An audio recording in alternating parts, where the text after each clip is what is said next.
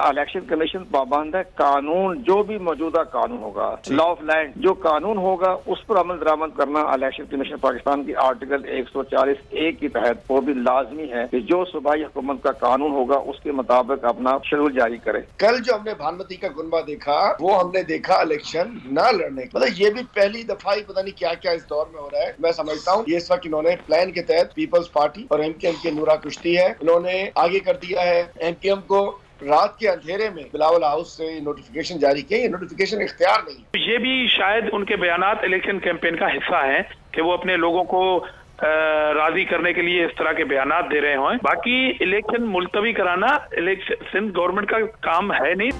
Subscribe करें और bell दबाएं ताकि कोई खबर रह न जाए।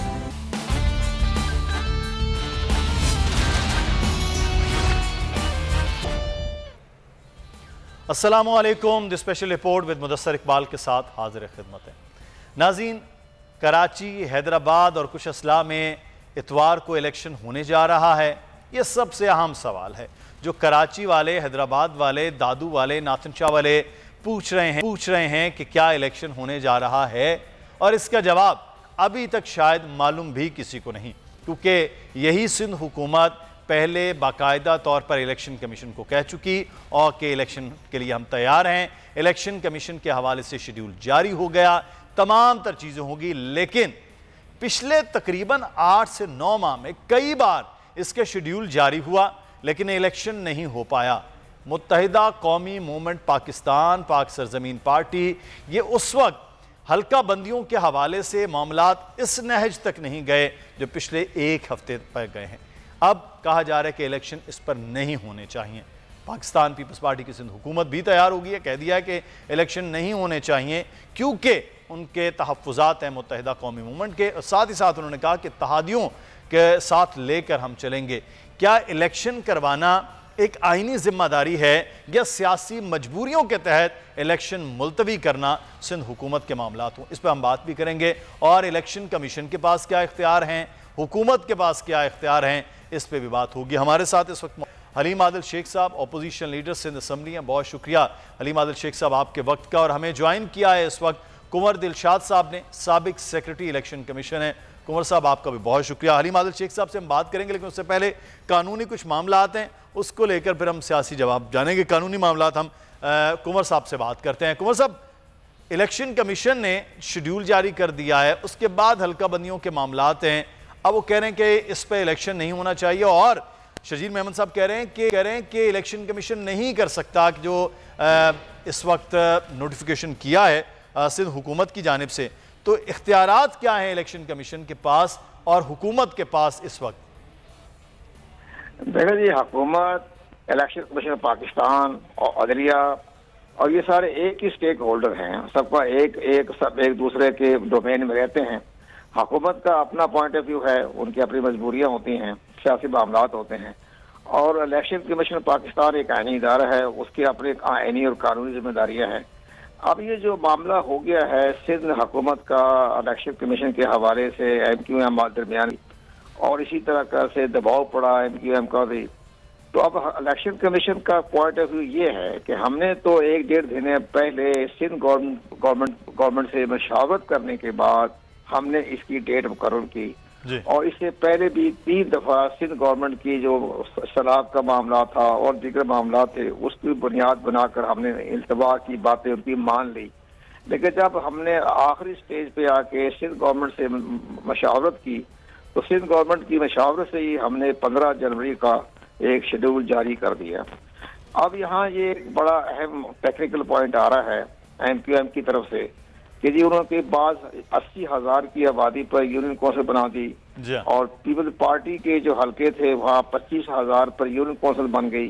तो ये तो हमारा कहना का ठीक है, हमारा किसी से डायरेक्ट तो राब्ता नहीं होता, लेकिन टेक्निकल तौर पर हम ये महसूस कर रहे हैं कि अगर 80,000 की आबादी पर यूनियन कौंसिल बनी तो फिर उनको जब एतराज़ात दाखिल करने चाहिए थे इलेक्शन के पाकिस्तान में, जब डिलिमिटेशन हुई, 3 महीने से डिलिमिटेशन हो रही थी, एतराज़ात आ रहे थे, ड्राफ्ट तैयार किया, फिर सेमी ड्राफ्ट तैयार किया, फिर फाइनल किया, तो उस पर हाई कोर्ट भी है, सिंध हाई कोर्ट भी, इलेक्शन कमीशन भी, तो हाँ क्यों नहीं उन्होंने अपने ये तहफ़्फ़ुज़ात का इज़हार किया। ये हमारा अपना एक ख्याल है, क्यों नहीं किया इसका हमें पता नहीं है।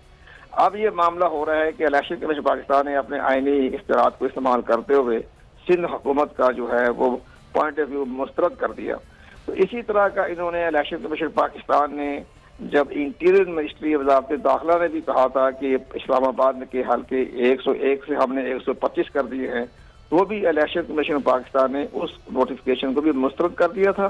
लेकिन बाद में वो पार्लियामेंट में चले गए, वहां से उन्होंने बिल पास करवाया, ज्वाइंट सेशन में बिल पास कराने की कोशिश की, तो फिर इसके बाद उन्होंने प्रेसिडेंट पाकिस्तान ने वो वापस भेज दिया। तो कुंवर साहब, इस वक्त सिंध हुकूमत कोई ऑर्डिनेंस ला सकती है, ऑर्डिनेंस के जरिए इस इलेक्शन को मुलतवी कर सकती है, सिंध हुकूमत के पास इख्तियार है? जी हाँ, ये बड़ी अहम बात है कि हुकूमत के पास जो इलेक्शन कमीशन पाबंद है, कानून जो भी मौजूदा कानून होगा, लॉ ऑफ लैंड जो कानून होगा उस पर अमल दरामद करना इलेक्शन कमीशन पाकिस्तान की आर्टिकल 140A के तहत वो भी लाजमी है कि जो सूबाई हुकूमत का कानून होगा उसके मुताबिक अपना शेड्यूल जारी करे। अब अगर वो ऑर्डिनेंस आ जाता है और वो लोकल गवर्नमेंट एक्ट में जो उन्होंने कहा है कि हम हल्का बंदियां मुस्तरद करते हैं, तो फिर ऑर्डिनेंस के बाद तो वो लॉ ऑफ लैंड हो गया और इलेक्शन कमीशन पाकिस्तान उसको मानने का पाबंद है। बिल्कुल ठीक है। अच्छा कुंवर साहब, हमारे साथ रहिएगा, इस पर मजीद बात करते हैं। अपोजिशन लीडर सिंध असम्बली इस वक्त हमारे साथ मौजूद हैं, हलीम आदिल शेख साहब। कानूनी मामलात भी आपने देखे, लेकिन सियासी सूरत हाल ये है, इलेक्शन की भरपूर तैयारी होगी, हर चीज़ बिल्कुल तैयार है। बल्दियात के लोग जो हैं वो अपने वोटों को आखिरी मामलात दे रहे हैं, वोटर्स के साथ कर रहे हैं, और एक जमात की ख्वाहिश और उसके एहतजाज की धमकी के बाद उन्होंने इस मामले को मुलतवी कर दिया है। तो फिर तो मर्जी सर उन्हीं की चलनी है कि वो कह रहे हैं होगा नहीं होगा, बादशाह अंडे दे या बच्चे दे, सिंध हुकूमत के पास ही फिर इसका मतलब इख्तियार आ गया। देखिए, मैं समझता हूँ कि एक जमात की ख्वाहिश नहीं है, ये दो जमातों की ख्वाहिश है, जो दो बन चुकी हैं, पहले 3 थी, 13 थी। इस वक्त ये पीपल्स पार्टी और MQM जो भी है वो है भानुमति का कुनबा जो बना है अभी, ये मुत्तफिका मुश्तरका तौर पे चंद रोज पहले जो रात के अंधेरे में बिलावल हाउस में मीटिंग्स हुई थी और जो गवर्नर हाउस 90 में जो पिछले हफ्ते मीटिंग्स हुई थी, उसका ये आउटकम है, जिसके अंदर इन दोनों ने तय किया था कि हमें इलेक्शन सूट नहीं करता, तहरीक इंसाफ जीत जाएगी। जिसकी वजह से फिर वहाँ गेम प्लान बना कि आप रोना धोना शुरू करो, धमकियां देना शुरू करो, जरा अपने आप को सामने लेकर आओ, और उसका बेस बनाकर हम इलेक्शन को किसी न किसी तरीके से खत्म करें। इस वक्त जो ये फरार है इलेक्शन का, मैं समझता हूँ ये सुप्रीम कोर्ट की भी तौहीन है, आला अदलिया की भी तौहीन है, और इलेक्शन कमीशन एक इदारा है ना कि सिंध हुकूमत। और इलेक्शन कमीशन ने जो फैसला किया है, समझ से तो बालातर लगता है, लेकिन उनको दखलदर माकूलात लगा अपने इख्तियारात में, जिसकी वजह से उन्होंने कह दिया है। और अब सुना है कि गवर्नर के ऑर्डिनेंस के जरिए ये भागने की तैयारी कर रहे हैं। ये दौर में दोबारा बताता चलूं कि ये एक है, ये प्लान का हिस्सा है कि जी आप लोग जरा शोर मचाओ, आप धमकियां दो, आप ये करो, ताकि वो अपने वोटर्स को भी संभाल सकें कि जिनको सूट करता है ना, हमेशा इन्होंने वो टारगेट किलर्स बनाते हैं, वो गैंगवार बनाते हैं, वो सिंधी, महाजिर, पंजाबी, पठान, पख्तून, ANP, शेनपी, न जाने क्या क्या कहाँ ले जाके कौम को फंसा देते हैं। इस वक्त PTI के खौफ से, इमरान खान के खौफ से, PTI की दोबारा आने की, यहाँ से कराची, हैदराबाद और इन इलाकों में बल्दियाती कंट्रोल के खौफ से वो इलेक्शन से भाग रहे हैं। हमने ये तमाशा भी पहली दफा देखा, अक्सर अलायंसेस हमने देखे इलेक्शन करवाने के लिए, इलेक्शन लड़ने के लिए। कल जो हमने भानुमति का गुनबा देखा, वो हमने देखा इलेक्शन ना लड़ने के लिए। मतलब ये भी पहली दफा ही पता नहीं क्या क्या इस दौर में हो रहा है। मैं समझता हूँ ये इस वक्त इन्होंने प्लान के तहत पीपल्स पार्टी और MQM के नूरा कुश्ती है, इन्होंने आगे कर दिया है। MQM को रात के अंधेरे में जो बिलावल हाउस से नोटिफिकेशन जारी किया, ये नोटिफिकेशन इख्तियार नहीं है। देखिए, इलेक्शन कमीशन का इख्तियार है, ये इनका सिंध हुकूमत का इख्तियार नहीं है कि जी यहाँ करा दो, यहाँ ना कराओ, सर अब वो ऑर्डिनेंस भी तो लाने की बात हो रही ना, ऑर्डिनेंस ले आएंगे। गवर्नर एक जमात के हैं, वजीर आला दूसरी जमात के, दिन दोनों जमातों के बारे में आप कह रहे हैं कि उनका गठजोड़ है, तो वो तो फिर अपनी मर्जी कर जाएंगे, अब ऑर्डिनेंस के जरिए कर लें।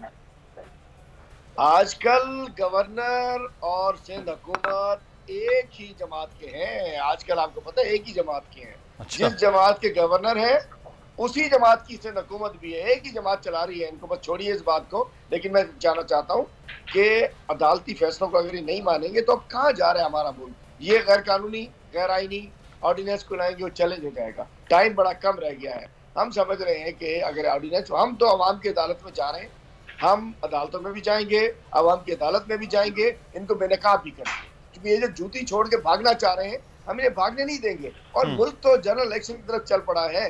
ये कहाँ लोकल गवर्नमेंट के इलेक्शन है? भाई होने दो, जनरल इलेक्शन होने जा रहा है। इंशाअल्लाह पंजाब की असेंबली डिसॉल्व, केपी डिसॉल्व होगी, 65% पाकिस्तान इलेक्शन की तरफ चला जाएगा, फिर ये क्या कर लेंगे? अच्छा, अब शेख साहब डिलिमिटेशन भी तो सर उनका सही मुतालबा है ना, वो आपको भी सूट करता है कि एक 80,000 की यूनियन कौंसिल हो, एक 19,000 की यूनियन कौंसिल हो, तो ये कराची के लिए भी, वहाँ के नुमाइंदगान के लिए और सबसे बढ़ के कराची की आवाम के लिए भी तो नुकसानदेह। मुतालबा तो उनका ठीक है ना सर?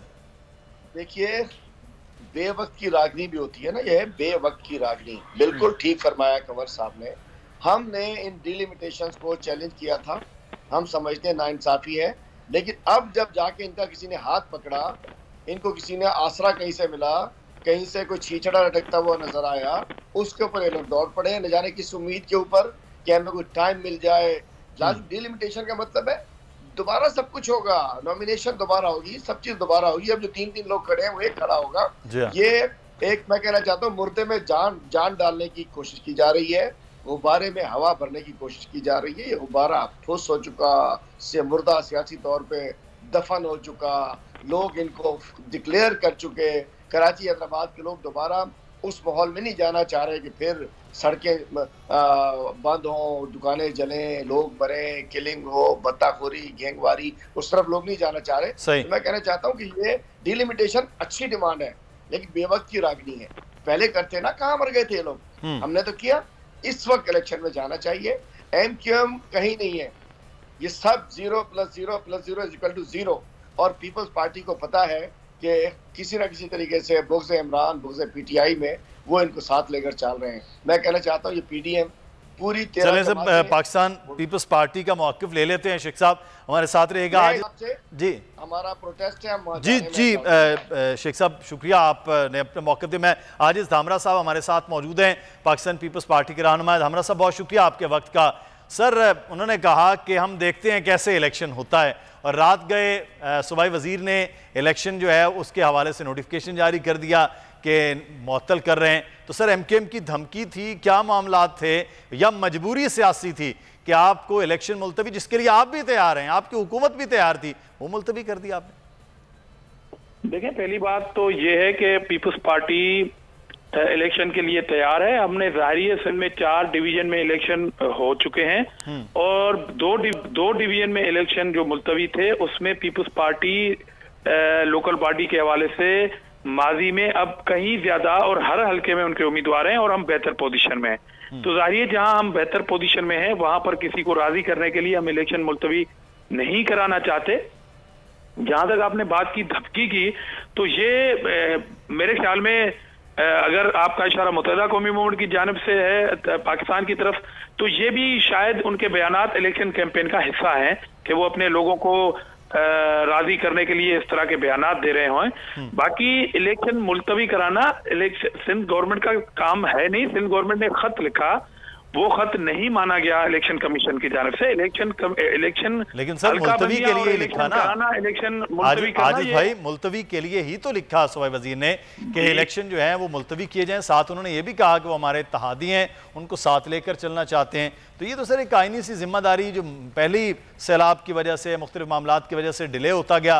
अब आप भी तैयार हैं, जैसे मैंने खुद कहा कि आप भी तैयार हैं, उसके बावजूद इलेक्शन में अब आपकी हुकूमत, अब ऑर्डिनेंस की जानिब भी ये बातें हो रही हैं कि शायद जारी कर दिया जाए जिसके जरिए इलेक्शन ना हो। देखें, अभी तक तो कोई कंफर्मेशन मेरे पास नहीं है, मगर सिंध गवर्नमेंट ने खत लिखा, मुत्तहिदा कौमी मूवमेंट ने बारहा ये राब्ते किए, अदालत में भी गई, इलेक्शन कमीशन को भी लिखा।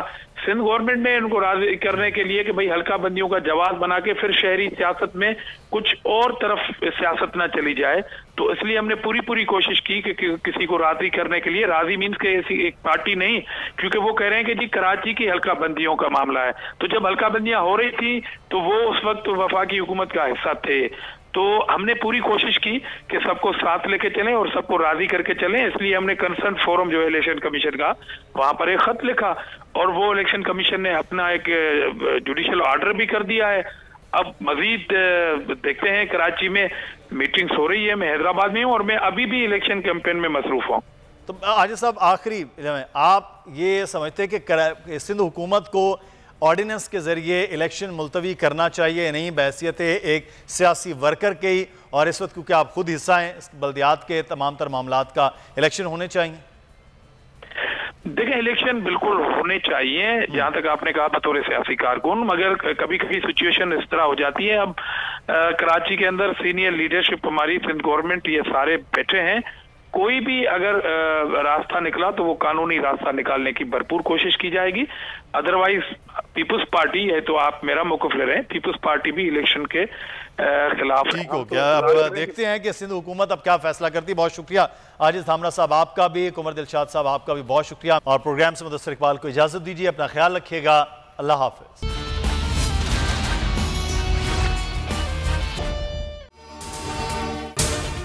अगर आपको ये वीडियो पसंद आई है तो सब्सक्राइब कीजिए और बेल आइकॉन को प्रेस कीजिए। 2022 बहुत सारे तोहफे भी देखे गया पाकिस्तान की आवाम को। पाकिस्तान की आवाम को एक तोहफा ये दिया कि आवाम को पता चल गया कि पाकिस्तान का मीडिया क्या है। साल 2022 में सबसे ज्यादा देखे जाने वाला चैनल बोल न्यूज रहा नंबर 1। हमने बहुत सारे शोज और ट्रांसमिशंस की, पूरा साल मुसलसल जदोजहद में निकल गया कि ये वोट ऑफ कॉन्फिडेंस के पीछे कौन लोग थे। तोड़े रेटिंग के सभी रिकॉर्ड, सोशल मीडिया पर भी सबसे ज्यादा तेजी से 2.4 बिलियन व्यूज का संगे मील अबूर किया। एंकर्स को भी आवाम में सबसे ज्यादा मकबूलियत मिली और सोशल मीडिया पर भी बोल रहा सब पर भारी। सब्सक्राइब करें और बेल दबाएं ताकि कोई खबर रह न जाए।